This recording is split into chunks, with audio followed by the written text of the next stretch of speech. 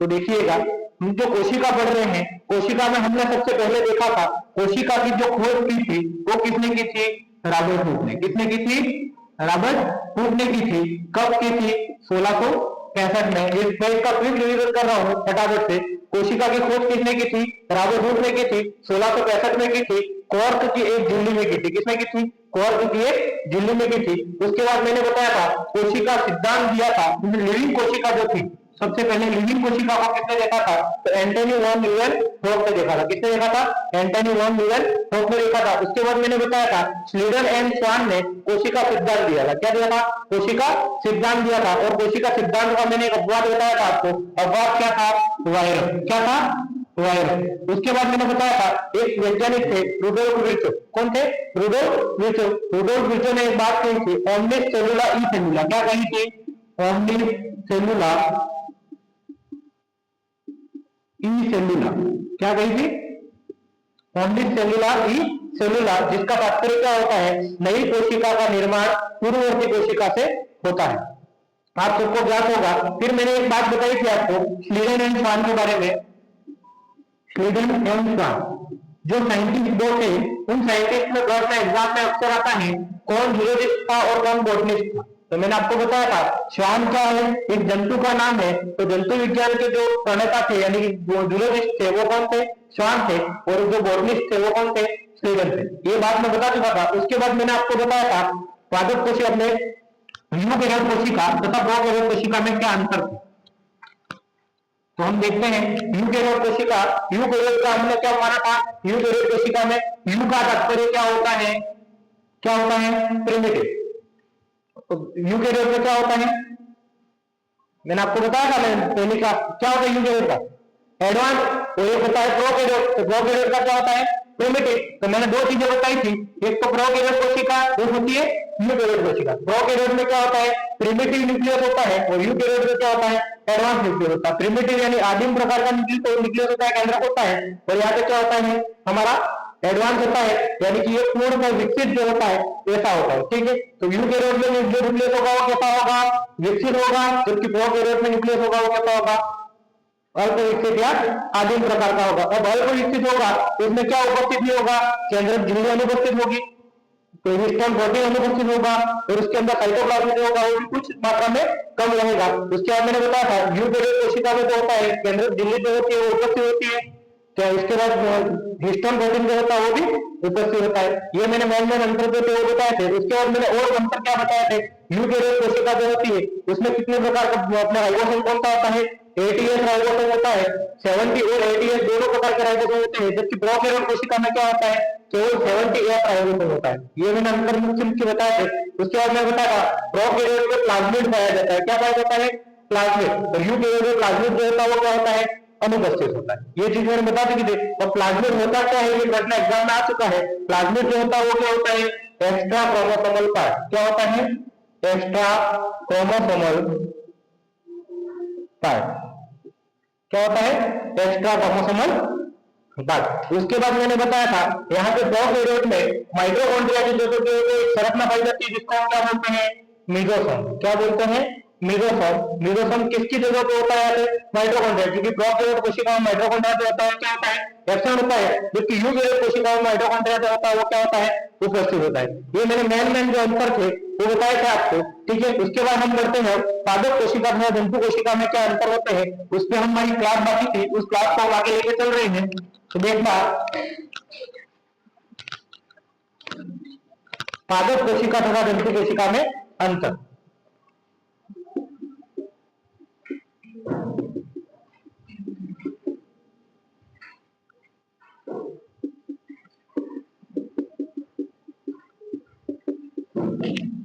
ठीक है। एक प्लांट सेल थी, एक एनिमल सेल थी, उसमें क्या क्या अंतर है? पादप कोशिका क्या होती है, जंतु कोशिका क्या होती है, उनमें अंतर मुख्य क्या रहेंगे उसको हम देखेंगे। तो उसको हम अलग अलग पॉइंट से देखते हैं। तो ये अंतर आपको देखते हैं समझ आएंगे।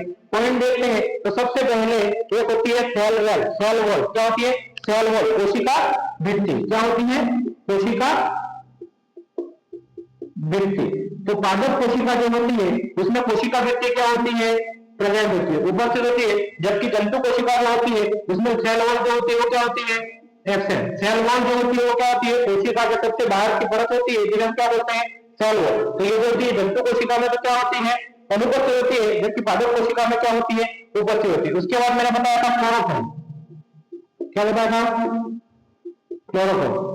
क्लोरोफॉर्म जो होता है वो क्या होता है, पादप कोशिका में क्या होता है, उपस्थित होता है, जबकि जंतु कोशिका में क्या होता है, वो क्या होता है, अनुपस्थित होता है। क्लोरोफॉर्म का अर्थ आप समझते होंगे, जिसको हिंदी में क्या बोलते हैं, हरित प्लवक। क्या बोलते हैं, हरित प्लवक। उसके बाद मैंने बताया था प्रकाश संश्लेषण, क्या बताया था, प्रकाश संश्लेषण। तो प्रकाश संश्लेषण किसमें होता है, पादप कोशिका में होता है, जबकि जंतु कोशिका में जो होता है वो प्रकाश संश्लेषण नहीं होता है। अगर जंतु कोशिका में प्रकाश संश्लेषण होता है तो क्या होगा, आपको मैंने प्रश्न ही पूछा था इसके बारे में।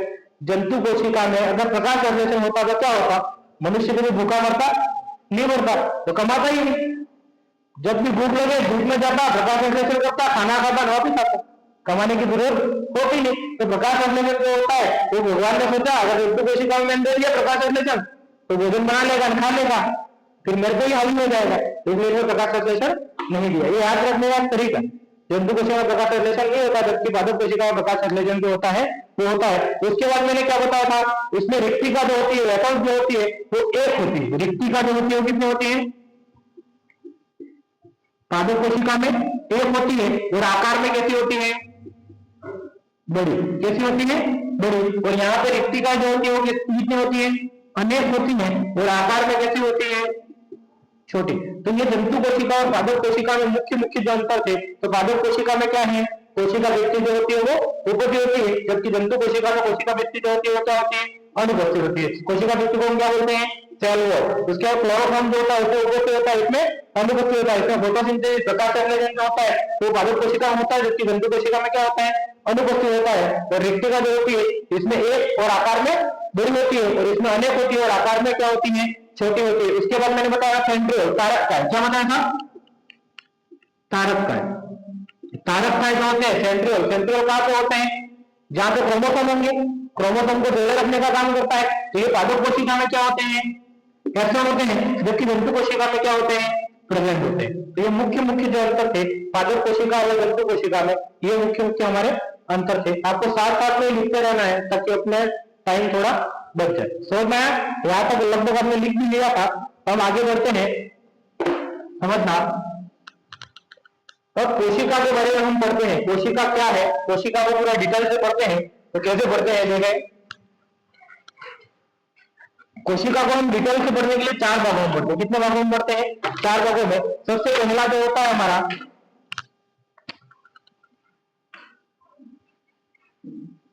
इसको समझना, यहाँ पे एग्जाम में प्रश्न अक्सर आता है, और ये चीज आपको क्लियर होगी तो प्रश्न आपका क्लियर हो जाएगा। कोशिका में हमारे 4 पार्ट होते हैं। सबसे पहले मैंने बताया सेल वॉल। क्या होती है, सेल वॉल, कोशिका भित्ति, जो कि किसमें होती है, पादप कोशिका में। किसमें होती है, पादप कोशिका, जबकि जंतु कोशिका में क्या होती है, अनुपस्थित। उसके बाद मैंने बताया सेल मेम्ब्रेन। क्या होती है, सेल मेम्ब्रेन, कोशिका झिल्ली। क्या होती है, झिल्ली। ये पादप कोशिका और जंतु कोशिका दोनों में उपस्थित होती है। उसके बाद होता है साइटोप्लाज्म। क्या होता है, साइटोप्लाज्म, जिसे हम बोलते हैं कोशिका द्रव्य। क्या बोलते हैं, कोशिका द्रव्य। उसके बाद होता है न्यूक्लियस, जिसे हम क्या बोलते हैं, केंद्र। ये 4 प्रकार के 4 हम बात करते हैं। सबसे पहले हम क्या पढ़ेंगे, सेल वॉल। उसके बाद क्या पढ़ेंगे, सेल मेम्ब्रेन। इसके बाद क्या पढ़ेंगे, साइटोप्लाज्म। उसके बाद क्या पढ़ेंगे, न्यूक्लियस। ये साइटोप्लाज्म जो होता है वो 2 प्रकार का होता है। कितने प्रकार का होता है, 2 प्रकार का होता है। एक होता है ट्रोपोप्लाज्म, एक होता है हाइलोप्लाज्म। ट्रोपोप्लाज्म और एक होता है हाइलोप्लाज्म। ये 2 प्रकार से हम इसको पढ़ते हैं। किसको, साइटोप्लाज्म। साइटोप्लाज्म में जो हाइलोप्लाज्म जो होता है उसको और भी नाम होता है साइटोसोल। और क्या नाम होता है, साइटोसोल। और ये साइटोसोल जो होता है वो कैसा पार्ट होता है, लिक्विड। कैसा होता है, लिक्विड। यानी कैसा पार्ट होता है, द्रव पार्ट होता है। लिक्विड पार्ट होता है, इस पार्ट में क्या होता है, ग्लाइकोलाइसिस साइकिल चलती है। कौन सी चक्र होता है, ग्लाइकोलाइसिस।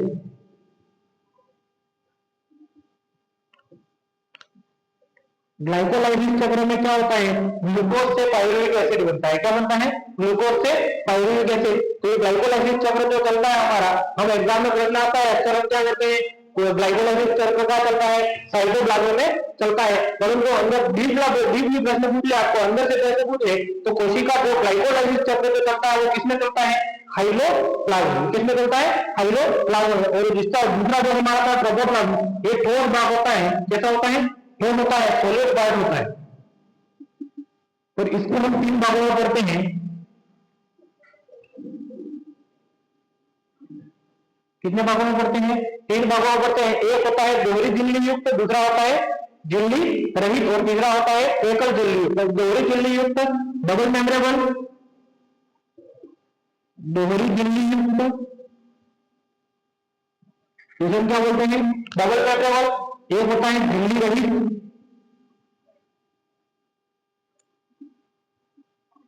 एक होता है झिल्ली रहित, और एक होता है एकल झिल्ली, सिंगल मेम्ब्रेन। ठीक है, ये तीन प्रकार के जो होते हैं हमारे ट्रोपोप्लाज्म होता है। और दोहरी झिल्ली युक्त कौन कौन से होते हैं, तो इसमें दो होते हैं, एक तो माइटोकॉन्ड्रिया होता है,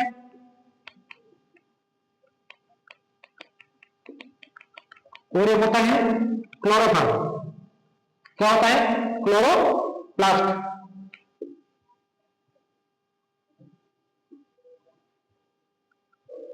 ये दो जो होते हैं वो कैसे होते हैं, दोहरी झिल्ली युक्त होते हैं। उसके बाद दो होते हैं झिल्ली रहित, वो कौन कौन से होते हैं, तो राइबोसोम और सेंट्रियोल। कौन कौन से होते हैं, राइबोसोम, और दूसरा जो होता है वो हमारा क्या होता है, सेंट्रियोल, तारक का, जिसे हम क्या बोलते हैं, तारक का। हिंदी में लिखता हूं, तारक का। उसके बाद होता है एकल झिल्ली युक्त। एकल झिल्ली युक्त कौन कौन से होते हैं, एक तो गोल्गी बॉडी, गोल्गी का है, तो दूसरा कौन सा होता है, लाइसोसोम। कौन सा होता है, तो इस प्रकार हमारे ट्रोपोप्लाज्म जो होता है वो तीन भागों में बांटते हैं, दोहरी झिल्ली युक्त, झिल्ली रहित और एकल झिल्ली युक्त। तो हमारा जो सबसे पहला दोहरी झिल्ली युक्त कौन कौन से होते हैं, माइटोकॉन्ड्रिया और क्लोरोप्लास्ट। दूसरा जो होता है झिल्ली रहित जो होते हैं कौन से होते हैं, राइबोसोम और तारक का। एकल झिल्ली युक्त गोल्गी का और लाइसोसोम। यहाँ से एग्जाम में अक्सर प्रश्न पूछा जाता है, दोहरी झिल्ली युक्त कोशिकांग कौन सा है, निम्न में से दोहरी झिल्ली युक्त कोशिकांग कौन सा है। चार ऑप्शन दे देगा, जिसमें एक ऑप्शन जो रहेगा वो माइटोकॉन्ड्रिया या हमारा क्लोरोप्लास्ट रहेगा। झिल्ली रहित कौन सा है, ये भी प्रश्न पूछ सकता है, और एकल झिल्ली वाला भी ऐसा ही प्रश्न पूछ सकता है। निम्न में से कौन सा एकल झिल्ली युक्त कोशिकांग नहीं है, ऐसा भी प्रश्न पूछ सकता है। तो इस टॉपिक से हमारा ये जो हमारा चार्ट बना है, इस चार्ट से 2 से 4 प्रश्न जो कॉम्पिटिशन एग्जाम में बनते हैं, तो इसको अच्छे से समझना है। नोट कर लिया नोट, ठीक है। तो आगे बढ़ते हैं।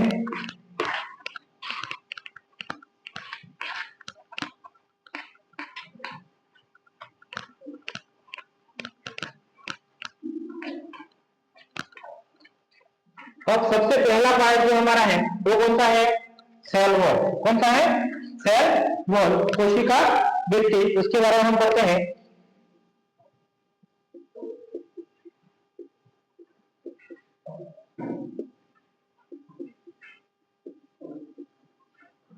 सेल वॉल, सेल वॉल जो होती है वो सबसे पहली चीज मैंने यहाँ पे बता दी आपको, किसमें अनुपस्थित होती है, एनिमल सेल में क्या होती है, एक्सेल। क्या होती है, एक्सेल। यानी जंतु कोशिका में क्या होती है, अनुपस्थित होती है। लिखते रहना साथ में, वह जंतु कोशिका में क्या होती है, अनुपस्थित होती है। ठीक है, सेकंड पॉइंट लिखना, ये जो होती है सेल्यूलोज, हेमीसेल्यूलोज और पैक्टिन से मिलकर बनी होती है। सेल्यूलोज, हेमीसेल्यूलोज और पैक्टिन से मिलकर बनी होती है। किस किस से मिलकर होती है, सेल्यूलोज, हेमीसेल्यूलोज और पैक्टिन। और मुख्यतः जो उसमें होती है वो कौन सी होती है, सेल्यूलोज। कौन सी होती है, सेल्यूलोज। एग्जाम में अगर प्रश्न आता है सेल वॉल बनी होती है तो 3 ऑप्शन मिलेंगे, सेल्यूलोज, हेमीसेल्यूलोज, पेक्टिन और उद्भुत सभी। और एग्जाम में ऐसा पूछा जाता है सेल वॉल के मुख्य तल किससे बनी होती है, 3 ऑप्शन साथ का हो और चौथा ऑप्शन कोई और इनमें से कोई नहीं हो तो आपको क्या करना है, सेल्यूलोज करना है। क्या करना है, सेल्यूलोज। तो ये एनिमल सेल से बनी होती है। एनिमल सेल में क्या होती है, कैप्सन होती है। सेल्यूलोज, हेमीसेल्यूलोज और किससे बनी होती है, पेक्टिन से बनी होती है। और फंगी जो होता है यानी कवक जो होता है हमारा, इसमें सेल वॉल जो होती है, यहां से प्रश्न आ चुका है, कवक में सेल वॉल जो होती है वो किसकी बनी होती है, काइटिन। किसकी बनी होती है, काइटिन की बनी होती है। इसको इंपोर्टेंट करना, यहां से प्रश्न आ चुका है, कवक में सेल वॉल किसकी बनी होती है, काइटिन की बनी होती है।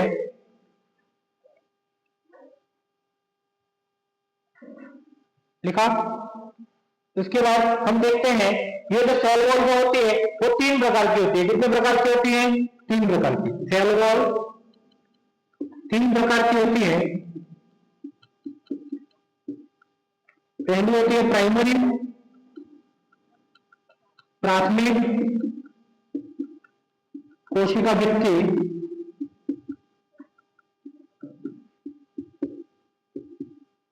प्राथमिक कोशिका भित्ति। दूसरी जो होती है द्वितीयक, सेकेंडरी कोशिका भित्ति।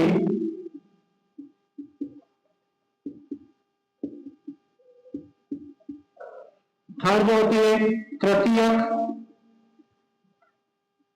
यानी टर्शरी सेल वॉल कोशिका भित्ति। प्राथमिक जो कोशिका भित्ति होती है इसको अपन 1 डिग्री बोलते हैं। सेकेंडरी जो होती है उसको 2 डिग्री 2 डिग्री बोलते हैं। और टर्शरी कौन सा बोलते हैं, 3 डिग्री। क्या बोलते हैं, 3 डिग्री। नोट करना।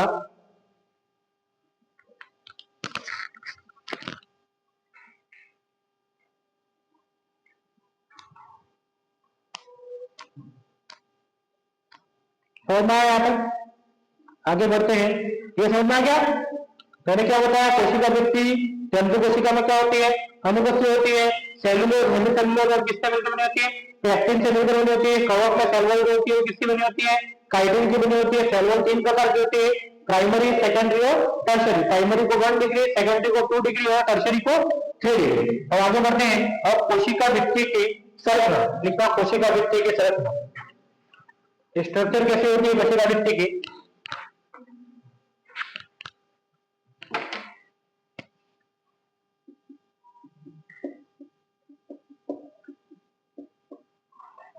कोशिका भित्ति की संरचना में अपने डब्बे के अंदर डब्बा, डब्बे के अंदर डब्बा देखा हो, एक डब्बा होता है उसके अंदर डब्बा रखते हैं, तो उसके अंदर फिर डब्बा रखते, बॉक्स जो होते, तो इस प्रकार की संरचना कोशिका भित्ति की हम पढ़ते हैं।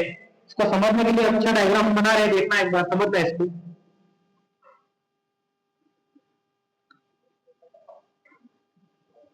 हमारी कोशिका भित्ति की जो संरचना होती है उसमें ये जो सबसे बाहर का जो भाग होता है इसे अपन बोलते हैं मिडिल लेमिना। क्या बोलते हैं, मिडिल लेमिना। आप कोशिका देखते हो, कोशिका किस प्रकार की होती है, ये कोशिका, ये कोशिका, इस प्रकार कोशिका जुड़ी होती है आपस में और पूरा ऑर्गन बनाती है। तो कोशिका आपस में भी जुड़ी होती है, ये एक कोशिका है दूसरी कोशिका, तो ये जो बीच में जो पार्ट आता है वो क्या कहलाता है, मिडिल लेमिला। तो ये मिडिल लेमिला जो होता है वो किससे बना होता है, मैंने आपको पहले भी एक बार बता दिया है, दो प्लांट के मध्य की जो भित्ति होती है उसको हम क्या बोलते हैं, मध्य की सेल वॉल होती है क्या बोलते हैं, मिडिल लेमिला। और ये जो मिडिल लेमिला होती है वो कैल्शियम और मैग्नीशियम पेप्टाइड की बनी होती है। किसकी बनी होती है, कैल्शियम प्लस मैग्नीशियम पेप्टाइड। किससे मिलकर बनी होती है, कैल्शियम और मैग्नीशियम पेप्टाइड। और मिडिल लेमिला का निर्माण जो करता है वो कौन करता है, गोल्गी बॉडी। कौन करता है, गोल्गी बॉडी। यानी गोल्गी का जो होता है वो मिडिल लेमिला का निर्माण करता है। अब जैसे जैसे हम आगे बढ़ते हैं तो ये कोशिका जो भित्ति होती है उसको हम डिटेल से देखते हैं। मैंने बताया डिब्बे के अंदर क्या है, डिब्बा, ये डिब्बे बना रहा हूं, देखते रहना।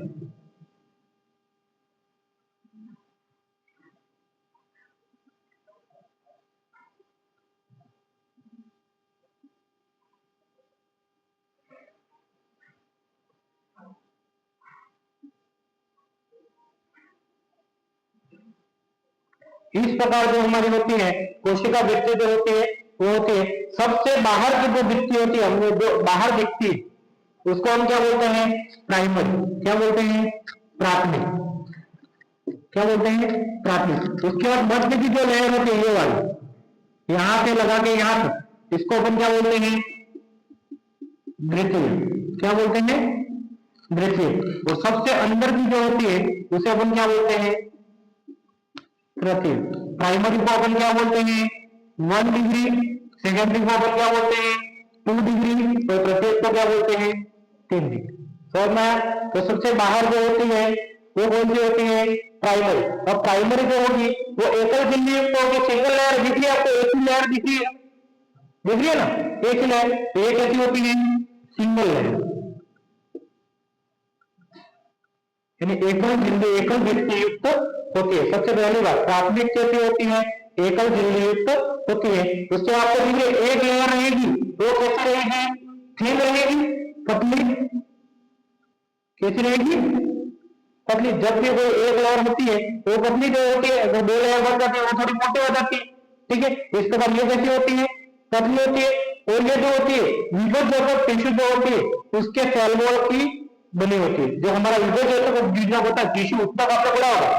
उत्तक आप पढ़ते हैं, उत्तक कितने प्रकार के होते हैं, अलग अलग प्रकार के उत्तर पढ़ते हैं। उसमें उत्तक होता है विभेदक। कौन सा होता है, विभेदक, मेरिस्टेमेटिक टिश्यू।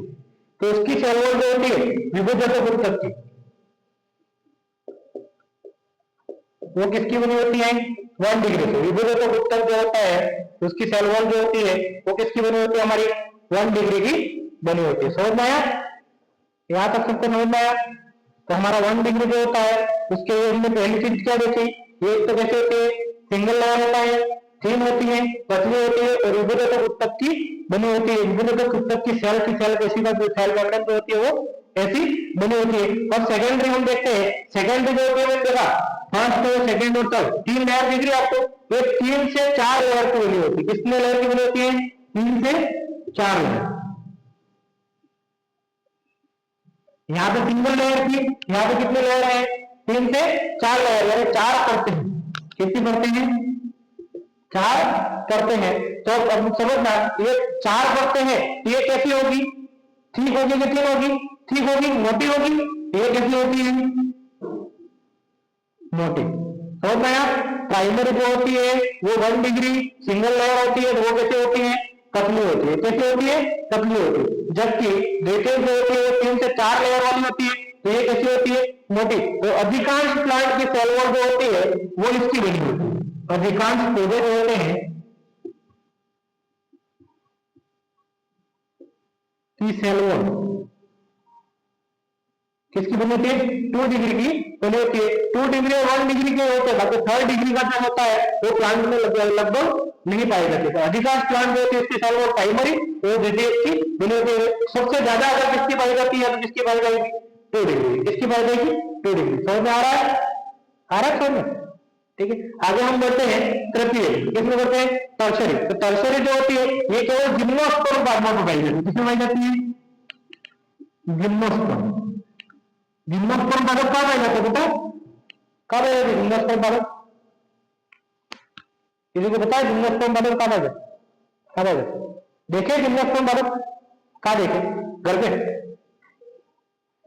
जिम्नोस्पर्म प्लांट जो है वो कहाँ पे देखे आप, देखे किसी,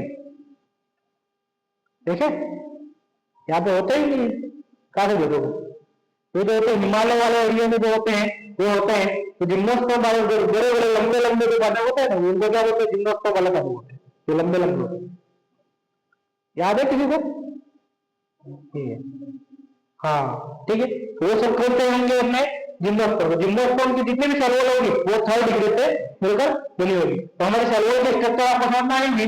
सेल वॉल में जो होता है, जो 2 सेल वॉल के मध्य की जो लेयर होती है उसको वो क्या बोलते हैं, मिडिल लेमिना। और ये किससे मिलकर होती है, कैल्शियम और मैग्नीशियम पेप्टाइड। और मुख्य जो मुझे अगर ये भी, तो मुख्य जो किससे मिलकर होते हैं, कैल्शियम पेप्टाइड। किससे मिलकर होते हैं, कैल्शियम पेप्टाइड। दूसरा मैंने बताया प्राइमरी, वो सिंगल लेयर होते हैं, थिन होती है। और विभेदक उत्तक की सेल जो होती है, कोशिका जो होती है उसकी सेल वॉल जो होती है वो किसकी बनी होती है, ये 1 डिग्री से नीचे नहीं होती है। द्वितीयक हम देखें तो 2 डिग्री जो होती है वो 3 से 4 लेयर वाली होती है और मोटी होती है। अधिकांश प्लांट के सेल वॉल जो होती है वो कैसी होती है, इस प्रकार की होती है। और तृतीय जो होती है वो जिम्नोस्पर्म वाले बाध्यता हो जाती है। इस प्रकार हमारी ये सेल वॉल जो होती है उसकी स्ट्रक्चर ये होती है। और सेल वॉल का एक प्रश्न और आता है, सेल वॉल में 1 डिग्री 2 डिग्री और 3 डिग्री इसका सीक्वेंस पूछा जाता है, बाहर से अंदर की ओर, अंदर से बाहर की ओर। अगर हम अक्सर देखते हैं तो बाहर की ओर कौन सी डिग्री देखते हैं, 3 डिग्री। तृतीय की देखेंगे, भरत देखेंगे जब तक, परंतु सेल वॉल में ये उल्टा है, इसलिए ये प्रश्न पूछता है। सेल वॉल में सबसे बाहर जो होगा वो कौन सा होता है, 1 डिग्री। उसके अंदर जो होगा वो कौन सा होगा, 2 डिग्री। और इसके अंदर जो होगा वो क्या होगा, 3 डिग्री। हम अधिकांश जैसे बड़े अगर तो हम क्या पढ़ते हैं, 1 डिग्री जो होगा वो कैसा होगा, अंदर होगा, 2 डिग्री बाहर होगा और 3 डिग्री और बाहर होगा। परंतु यहाँ पे उल्टा है, क्या है, उल्टा। क्या होगा, 3 डिग्री जो होगा वो अंदर होगा, 2 डिग्री इसके बाहर होगा और 1 डिग्री सबसे बाहर होगा। समझ में? इसलिए यहाँ से एक प्रश्न अक्सर बनता है, 1 डिग्री 2 डिग्री और 3 डिग्री। 3 डिग्री कहाँ पे होता है, सबसे अंदर कौन सा होगा, 3 डिग्री। यानी तृतीय जो होगी वो अंदर होगी तो प्राइमरी जो होगी वो कैसे होगी, बाहर होगी। समझ में आया यहाँ पर? तो ये हमारी जो है सेल वॉल की स्ट्रक्चर जो थी जो हमारी हुई। हम आगे बढ़ते हैं, सेल वॉल से आगे बढ़ेंगे हम, तो सेल वॉल के कार्य क्या होते हैं, क्या कार्य होते हैं। तो देखना, सबसे पहले सेल वॉल का क्या कार्य होगा, सबसे बाहर परत होती है, तो सबसे बाहर परत का कार्य क्या होगा, क्या होता है सबसे बाहर परत का, सुरक्षा करना। तो पौधे की सुरक्षा प्रदान करने का कार्य है, वो किसका कार्य है हमारा, सेल वॉल। तो पहला कार्य क्या होगा, सुरक्षा प्रदान करना। क्या कार्य हो जाएगा, सुरक्षा प्रदान करना। और द्वितीय सेकंड कार्य होगा वो क्या होगा, प्लांट सेल की साइज और शेप को प्रदान करना। अगर सेल वॉल जैसी होगी वैसा ही उसका शेप होगा, उसकी आकृति वैसी होगी और उसकी साइज भी वैसी होगी। अगर प्रत्येक है वो लंबा होगा, मैंने बताया प्रत्येक जिम्नोस्पर्म बाध्यता बढ़ जाते, बड़े बड़े लंबे लंबे बाध्यता बढ़ जाएंगे। तो तृतीय होगा तो वो कैसा होगा, लंबा। सेकेंडरी होगा तो वो थोड़ा कम होगा। इस प्रकार इसकी जो आकृति प्रदान होती है वो भी किसके द्वारा होती है, सेल वॉल। तो साइज और शेप का निर्धारण, साइज और शेप का निर्धारण जो करता है वो कौन करता है, हमारा सेल वॉल। इस प्रकार हमारा सेल वॉल जो था वो ये कंप्लीट हुआ। आपको समझ में आया सेल वॉल? आगे बढ़ते हैं हम। देखना, सेल वॉल की बात मैंने दूसरी चीज कौन सी बताई थी, कोशिका भित्ति के बाद दूसरी सेल मेम्ब्रेन। क्या बताएगी, सेल मेम्ब्रेन।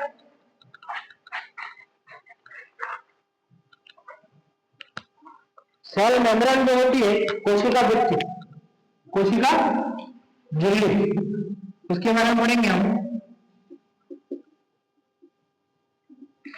जो कि हम कब पढ़ेंगे, अगली कक्षा में। कब पढ़ेंगे, अगली कक्षा में। तो अगली कक्षा में बने रहे।